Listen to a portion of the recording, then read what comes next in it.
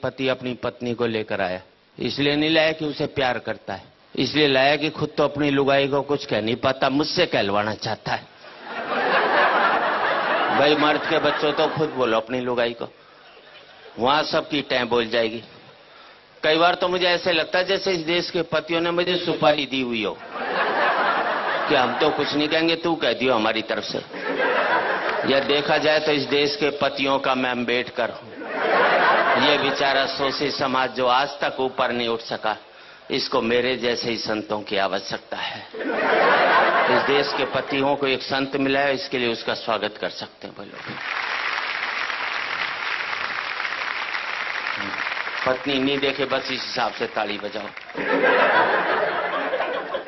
और वैसे भी देखा जाए तो आजकल मार्केट में बहुत संत घूम रहे हैं, और दूसरे शब्द में कहूं तो मार्केट वाले संत घूम रहे हैं। जिस संत के पास जाओ एक ही बात कहेगा, माया त्याग दो। बोले क्या करें? बोले मुझे दे दो। हर एक चाहता है वो तो करोड़पति बन जाए और आप बाबा जी बन जाओ। लेकिन मैं इतना ही कहना चाहता हूं, अभी मैं अमेरिका गया, मैंने वहां देखा पति पत्नी बहुत प्यार करते हैं।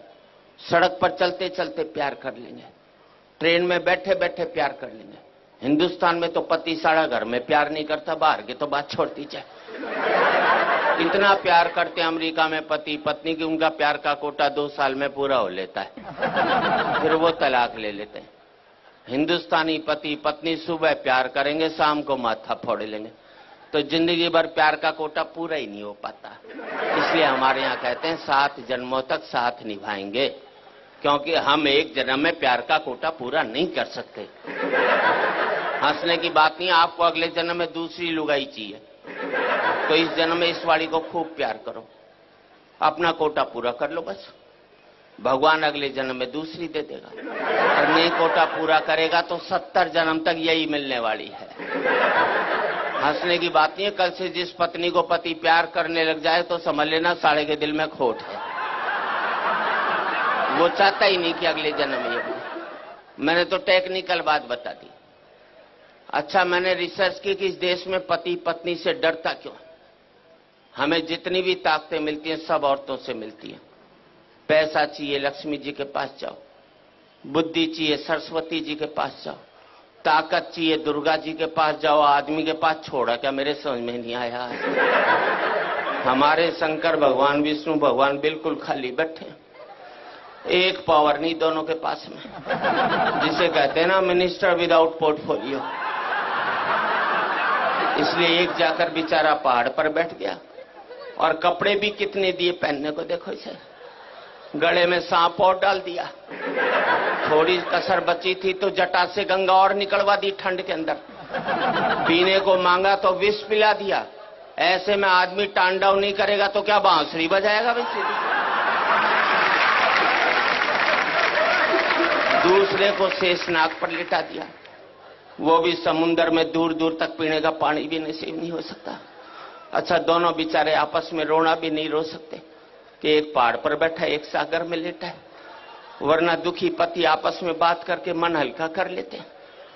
एक हमारी जान को आ गया करवा चौथ का व्रत, पता नहीं लुगाई कब तोड़ दे।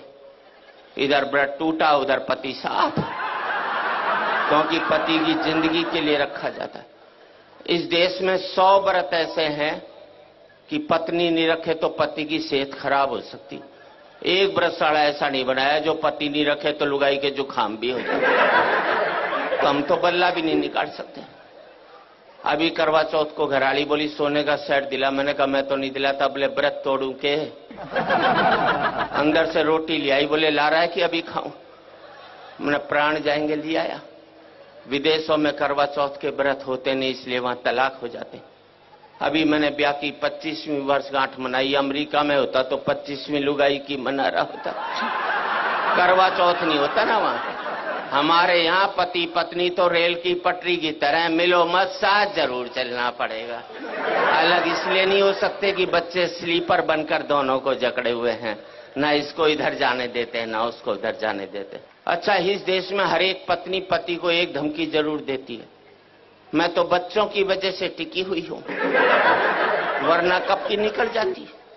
अब मैंने अपनी लुगाई से कहा, मैंने देख सारे बच्चे ब्याह लिए, अब तो निकल ले।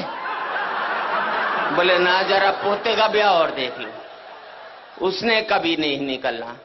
और मैं आप सबसे एक ही बात कहना चाहता हूं, जिन परिवारों ने ये बच्चों के स्लीपर मजबूत रख लिए, वो पति पत्नी इकट्ठे रह गए। जिनके ये स्लीपर कमजोर हो गए, वो पति पत्नी भी अलग अलग।